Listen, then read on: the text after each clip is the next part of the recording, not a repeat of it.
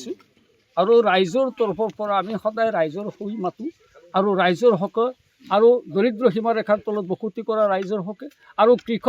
কৃষিজীৱীসকলৰ কাৰণে সদায় মাত পাতি আহিছোঁ আৰু এই ক্ষেত্ৰতো আজি এইটো কথাই ক'ব খুজিছোঁ যে আমাৰ এই বাটুৱা গাঁৱৰ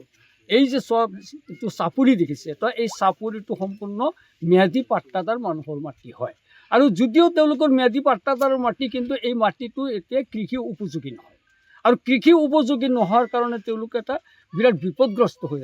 আছে মাটি কিন্তু নাই খেতি মানে কথাত কয় যে আছে গৰু নাবাই হাল হোৱাতকৈ নোহোৱাই ভাল ঠিক তেনেকুৱা হৈছে অৱস্থাটো যে ইয়াতে মাটি আছে কিন্তু সেই মাটিত খেতি বাতি কৰি উপাৰ্জন কৰি যে তেওঁলোকে চলিব তেনেকুৱা তেওঁলোকৰ সুবিধা নাই গতিকে ইয়াতে যিটো বালি পৰিছে এই বালিখিনি যদি তেওঁলোকে বিক্ৰী কৰে তেতিয়াহ'লে আৰ্থিকভাৱে এটা সকাহ পায় দ্বিতীয়তে এই মাটিখিনি এটা কৃষি উপযোগী মাটি হ'ব দ্বিতীয় কথাটো হৈছে যে এই যে চাইছে আপোনালোকে যে এটা পহুমৰা নদী এই পহুমৰা নদীটো এইটো বছৰে বছৰে বানপানী আহি গৰাখহনীয়াতে পৰি মানুহ হেজাৰ হেজাৰ মানুহ ইয়াতে ক্ষতিগ্ৰস্ত হয় ওচৰত চাইছে কেইটামান ঘৰ আছে সেই ঘৰখিনি প্ৰায় যাওঁ অৱস্থাত আছে এইবাৰ যাবই আৰু এই গৰীব মানুহখিনি ঘৰ দৰ গোটেইখিনি যদি ভাঙি যায় এওঁলোকৰ অৱস্থাটো পানীত হান ওচৰৰ অৱস্থা হ'ব দ্বিতীয়তে আৰু এটা চাওক ইয়াতে যিটো নেকি মথাউৰি আছে এই মথাউৰিটো প্ৰায় পাও হৈছে আৰু যদি এই মথাউৰিটো ভাঙি যায় তেতিয়াহ'লে বৃহৎ অঞ্চলটোৱে ক্ষতিগ্ৰস্ত হ'ব আৰু আমাৰ যিটো উত্তৰ পূৰ্বাঞ্চল ৰেল লাইন আছে সেই ৰেল লাইনটো ভৱিষ্যতে ভাঙি যোৱাৰ খুবেই সম্ভাৱনা যদি এইখিনি মাটি কাটি নি যদি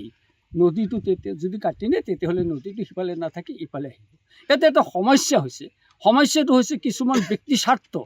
যিবিলাক মানুহে সদায় নিজৰ স্বাৰ্থৰ কাৰণে উৎপাতি থাকে আৰু নিজৰ স্বাৰ্থৰ কাৰণে কিবা সুবিধা লৈ থাকে এই সুবিধাভোগী মানুহবিলাকে কি কৰে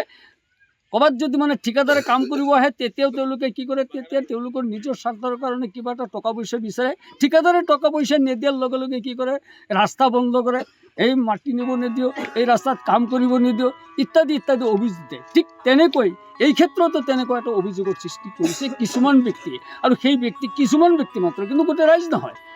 আৰু সেই ব্যক্তিবিলাকে হয়তো যাই মাটি কাটি নেয় কিনি নেয় তাৰ পৰা পইচা প্ৰশাসনক আমি এইটো আহ্বান জনাওঁ যে এই গৰীব মানুহখিনি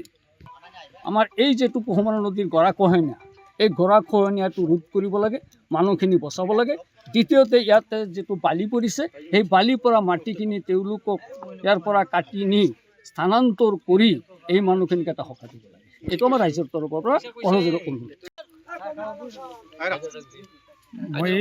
মই এজন মানে পাট্টাদাৰ আমাৰ মানে 11 বিঘা মাটি নদীৰ চৰত উঠি আহিছে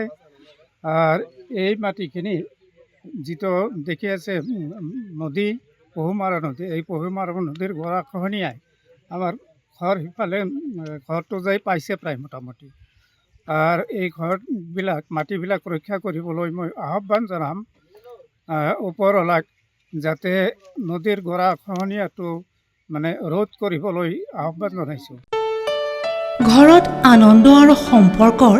চমক বজাই ৰাখিবলৈ জৰুৰী হৈছে সকলো আনন্দময় মুহূৰ্তত মৰমৰ উপহাৰ দিয়াটো সেইবাবে মধুশ্ৰী জুৱেলাৰ্ছে আনিছে সকলো ৰঙীন ক্ষণৰ বাবে বিশেষ গহনা হীৰাৰে হওক সোণৰে হওক বা ৰূপৰে হওক শ্ৰেষ্ঠ ডিজাইনছ আৰু হলমাৰ্কযুক্ত গহনাই ৰাখে সম্পৰ্কক নিখুঁত তেনেহ'লে আজিয়ে আনক আনন্দ মধুশ্ৰী জুৱেলাৰ্ছৰ সৈতে যোগাযোগ কৰক 7028000341 নাইবা ভিজিট কৰক LNB ৰোড নলবাৰী অসম